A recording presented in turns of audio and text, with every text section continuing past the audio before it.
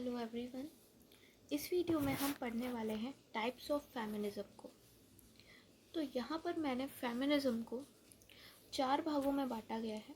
इसके अलावा और भी कुछ टाइप्स होते हैं, लेकिन मेनली आप इन 4 टाइप्स को लेके आइएगा। ये मेन टाइप्स हैं 4। देखिए, पहला है radical feminism, socialist feminism, cultural feminism, liberal feminism. तो पहले हम पढ़ने वाले हैं लिबरल फेमिनिज्म के बारे में। फेमिनिज्म का कॉन्सेप्ट इससे पहले की वीडियो में आप समझ चुके हैं। इसके आगे जो वर्ड लग गया है लिबरल का कॉन्सेप्ट लिबरलिज्म से आया गया।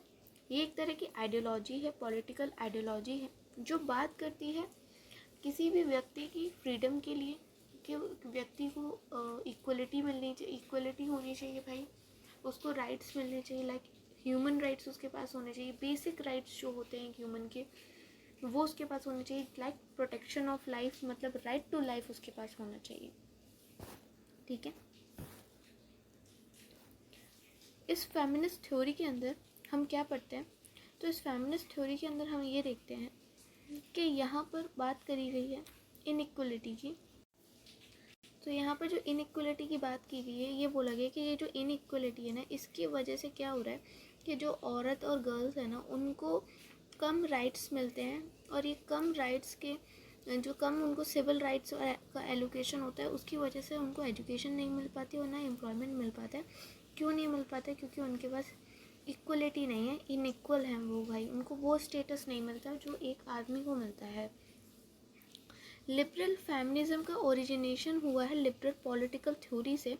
और ये लिबरल पॉलिटिकल थ्योरी कहाँ से निकल के आई थी? ये फ्रेंच रेवोल्यूशन से निकल के आई थी। अगर आपने एनसीईआरटी की बुक्स पढ़ी हैं तो क्लास 9th की एनसीईआरटी हिस्ट्री की बुक में आई थिंक पहला चैप्टर ही फ्रेंच रेवोल्यूशन दिया हुआ है।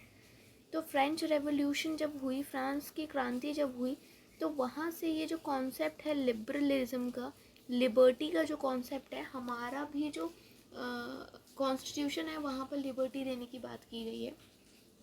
तो ये लिबर्टी का कॉन्सेप्ट यहाँ से निकल के आया है, जो कहाँ किस पे फोकस करता है? इक्वलिटी पे। इसके जो एकदम कोर आइडियाज़ हैं वो क्या है कि भाई ऑटोनॉमी होनी चाहिए, मतलब कि अपनी मर्ज़ी के खुद मालिक हों, यूनिवर्सल राइट्स हो, इक्वल सिटीजनशिप और डेमोक्रेसी की बात यहाँ पर की जाती है। किस में की जाती है? लिबर्टी के अंदर। लिबरल फेमिनिस्ट लोगों का मानना ये है कि सोसाइटी को एक बहुत गलत फहमी है, बहुत बड़ी, ये कि जो वुमेन है वो अपने कम इंटेलेक्चुअली और फिज़िकली ना कम कैपेबल होती हैं आदमी से, मतलब कि शारीरिक और मानसिक दोनों तरीके से जो आदमी है उनसे थोड़ी सी कम होती है। ऐसा मानना किसका है? लिबरल लोगों के। फेमिनिस्ट का मानना है कि ये लोगों की धारणा जिसकी वजह से यहाँ पर हमें दबाया जाता है। उनका मानना है कि सारे जो ह्यूमंस हैं वो इक्वल है, ठीक है। और वो जो भी काम है, हमें जो हमारी दिनचर्या के काम होते हैं, जो भी जॉब है, उनको मैन या वुमेन इक्वली कर सकते हैं, ठीक है। ये जो पुरानी बातें थी, जेंडर रोल्स जो निर्धारित कर दिए गए थे कि आदमी का काम, औरत का काम, ये सब गलत है। कोई भी किसी भी काम को कर सकता है। उन्होंने स्ट्रेस देते हुए जोर दिया इस बात पे कि man and women should have equal rights and women have equal opportunities as man. तो ये बात थी लिबरल जो फेमिनिस्ट हैं उनकी। तो अब हम सेकेंड टाइप को पढ़ रहे हैं, जो कि है मार्क्सिस्ट फेमिनिज्म। कार्ल मार्क्स का नाम तो सबने सुना होगा। तो कार्ल मार्क्स और एक और थे उन्हीं की जैसी सोच रखने वाले, फ्रेडरिक एंगल्स। इनकी फ़िलॉसफी से इंस्पायर्ड होके एक नया टाइप का फेमिनिज्म उभरा, जिसको हम मार्क्सिस्ट फेमिनिज्म कहते हैं। इनका मानना है, ये दोनों क्या मानते थे कि जो डिफरेंस है मैन और वुमेन के बीच का, जो डिफरेंस है वो किस वजह से आता है? तो उसका कारण होता है सोशल, यानी कि सोसाइटी उसका मेन कारण है, बायोलॉजिकल नहीं है। उनको बायोलॉजिकली मैन और वुमेन में कोई अंतर नहीं है। उनका कहना है जो भी अंतर है वो उन्हें सोसाइटी से मिलता है, ठीक है। एक ये बात हो गई। इनकी फिलॉसफी जो है वो बताती है कि दुनिया में जो भी रियलिटीज़ हो रही हैं, जो भी घटना घट रही हैं उनको, उनका जो मेन फैक्टर है, कंट्रोलिंग फैक्टर है ना कहीं वो इकोनॉमी है, पैसा है।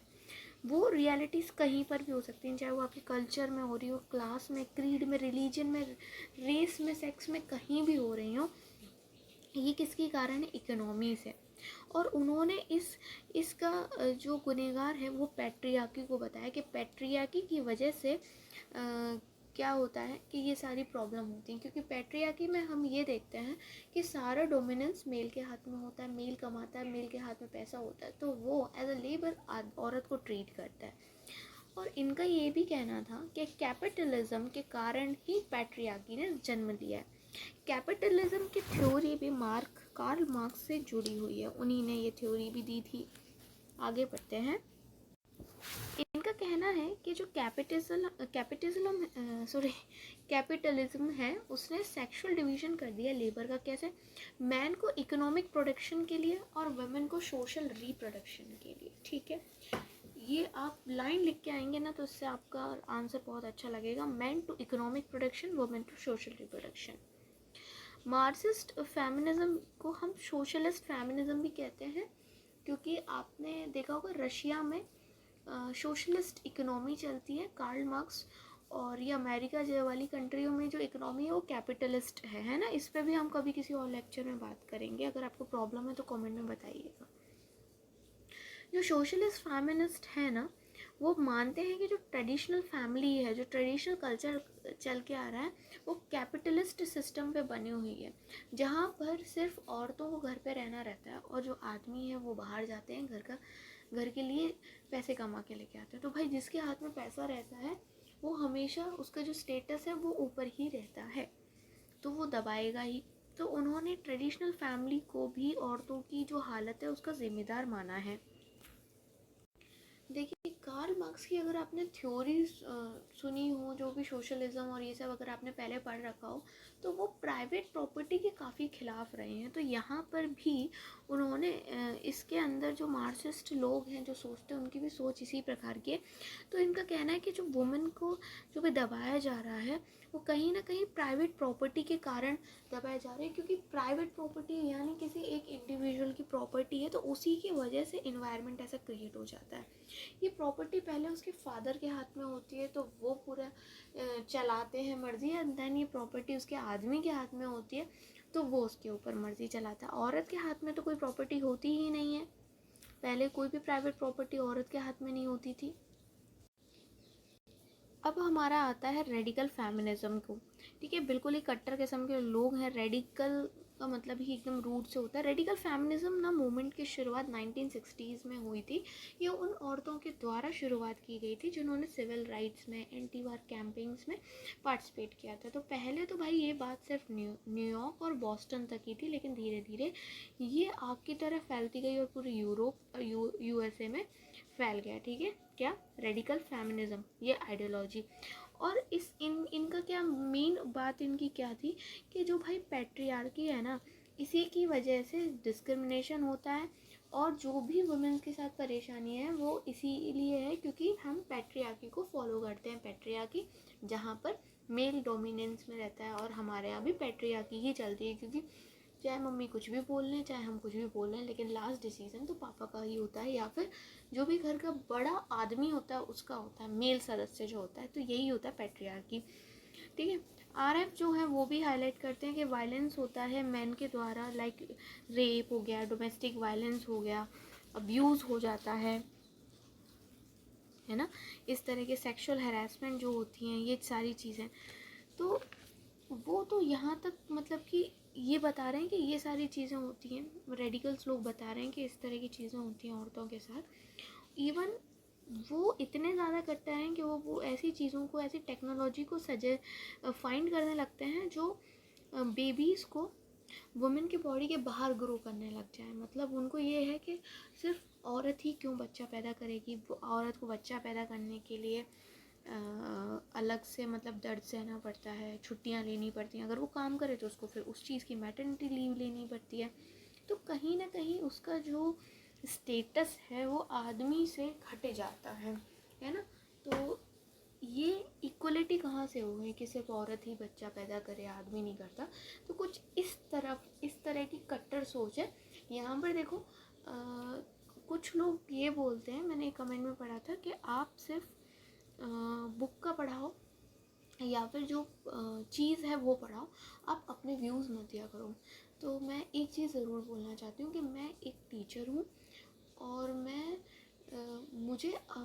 मुझे पूरा हक है कि मैं अपना व्यू बता सकूं कि ये तो चलो ठीक है, वो बात हो गई जो बुक की बात हो गई, या कोई मैटर हो गया, या फिर किसी फिलोसफर ने, स्कॉलर ने कुछ कह दिया, वो मैंने आपको बता दिया, ठीक है, सब्जेक्ट मैटर हो गया।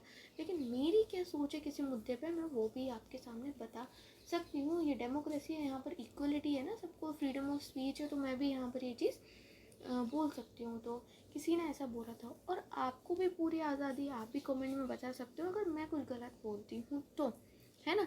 मैं ये नहीं कहती कि मैंने जो बोल दिया मेरा आइडिया वही आप आंसर में लिख के आना, लेकिन आपको भी हक बनता है ना, आप जानो कि जो जिसको आप सुन रहे हो उसकी क्या सोच है। तो देखो मैं एक बात बताऊँ, मैं रेडिकल फेमिनिज्म को बिल्कुल नहीं समझती हूँ, क्योंकि ये लोग इस चीज़ को कितना नेगेटिवली देखते हैं कि एक वुमन को ही सब कुछ। मैं इस चीज़ को ऐसे देखती हूँ कि भगवान ने औरत को ही चुना है बच्चा पैदा करने के लिए, क्योंकि बुरा मत मानना, मेरे भी पापा हैं और भाई हैं। एक्चुअल में आदमियों को बॉडी से स्ट्रॉन्ग दिखाया जाता है, लेकिन सच्चाई ये है कि आदमी औरत की तुलना में ना तो फिज़िकली उतने स्ट्रॉन्ग होते हैं, ना मेंटली उतने स्ट्रॉन्ग होते हैं। आप देख लीजिएगा, अगर उनको थोड़ी सी भी टेंशन हो जाती है, ज़्यादातर सुसाइडल केस भी हम आदमियों को सुनते हैं, लड़कों के सुनते हैं, और इसको इस तरह के मीम बना के बता दिया जाता है कि लड़कियां प्रताड़ित ही ज़्यादा करती हैं। ऐसा नहीं है। आपको नहीं पता कि आपकी बेटी, आपकी बहन, आपकी पत्नी, आपकी माँ कितनी छोटी बड़ी दुनिया भर की टेंशन को अपने दिल के अंदर समेटे रहती है, फिर भी वो सारा घर का काम करती है। लड़कों को भी देखना, आपको टेंशन हो जाए, आप खाना नहीं खाते हो, आप आके सो जाते हो, कुछ भी, लेकिन एक औरत टेंशन में रहकर भी सारा काम करती है, घर ऐसे मैनेज करती है, बच्चों को खिला लेती है, पति के लिए खाना बना देती है, कभी उसके घर में प्रॉब्लम हो रही होती है मायके में, कभी ससुराल में, कभी पड़ोसियों से प्रॉब्लम हो रही होती है। तो कौन ज़्यादा मेंटली स्ट्रांग हो। और फिर मैंने ये कहीं पर सुना है, पढ़ा है कि क्या है कि जब डिलीवरी होती है तो 20 हड्डियों को टूटने जितना दर्द होता है। तो एक आजकल ऐसा भी तो चल रहा है ना कि आर्टिफिशियल क्रैम्प्स दिए जाते हैं, जो पीरियड क्रैम्प्स होते हैं, लड़कियों थोड़े से भी क्रैम्प्स को नहीं सहा जाता, और लड़कियाँ क्या क्या सहती हैं। तो कौन ज़्यादा फिजिकली फिट रहा। और आप थोड़े से बीमार होते हो, आप तो ऑफिस से या स्कूल से या जहाँ से भी छुट्टी लेके लेट जाते हो, बैठ जाते हो, लेकिन माँ तो बुखार में भी खाना बनाती है ना, और घर का काम भी करती हैं। तो फिर कौन फिज़िकली और मेंटली फिट हुआ। तो इसको हमको ना नेगेटिव लेने के बजाय कि हमें क्यों बच्चा पैदा, हमको इसको एक सौभाग्य मानना चाहिए कि भगवान ने या ऊपर वाले ने ये चीज़ हमको दी है एज अ तोहफा, कि ये काम सिर्फ हम ही कर सकते हैं। बी पॉजिटिव ना, किसी भी चीज़ के लिए रिग्रेट मत करो और हर चीज़ का पॉजिटिव पहलू देखो, ठीक है। और मैं किसी भी फेमिनिस्ट के अगेंस्ट नहीं हूँ, मैं बस इस चीज़ के अगेंस्ट हूँ, क्योंकि हमारे भी तो भाई और पापा हैं ना, हमें नफ़रत नहीं फैलानी है। आजकल के फेमिनिज्म लोग नफ़रत फैला रहे हैं, फेमिनिस्ट लोग नफ़रत फैला रहे हैं। हमको नफ़रत नहीं फैलानी, हमें सिर्फ इक्वलिटी चाहिए, रिस्पेक्ट चाहिए, नफ़रत नहीं। अब देखिए कल्चरल फेमिनिस्ट ये क्या चीज़ है, इसको भी समझ लीजिए, ठीक है। बहुत आसान सा है, इसमें कुछ भी नहीं है। यहाँ पर बताया गया है कि कल्चरल फेमिनिज्म में और पूरी ये बात करी गई है फीमेल नेचर की। इनके अनुसार जो फीमेल्स हैं, अगर उनके हाथ में सत्ता दे दी जाएगी किसी भी जगह की, कुल मिला के यही है, और बाकी जो इसमें लिखा है आप पढ़ लीजिएगा। फीमेल इतनी सॉफ्ट होती है, शांत स्वभाव की होती है, इनका कहना है कि अगर उनके हाथ में सत्ता दे दी जाएगी तो वर्ल्ड में लड़ाइयाँ ही नहीं होंगी। आदमी के हाथ में सत्ता रहती है, पावर रहती है, इसलिए वॉर्स होते रहते हैं, बैटल होती रहती है, ऐसा इनका कहना है। लेकिन आप कमेंट सेक्शन में मुझे बता सकते हो हमारे ही इंडिया में सत्ता रही है औरतों के हाथ में और फिर भी वॉर्स हो। इनमें उन औरतों की गलती नहीं है, लीडर्स की, लेकिन अगर ज़रूरत पड़ेगी तो बैटल और वॉर तो करना ही पड़ेगा, चाहे फिर वो मेल हो या फीमेल की, देखिए पूरी तरीके से ना मेल कैसे अच्छे होते हैं ना फीमेल कैसी भी होती है। हम मेल फीमेल, लड़का लड़की या किसी भी चीज़ पे इन चीज़ों को बांट नहीं सकते, ठीक है। अच्छे लोग सब में होते हैं, हर जेंडर में अच्छे भी होते हैं बुरे भी होते हैं, ठीक है। कमेंट सेक्शन में बताइएगा कैसा लगा, ठीक है।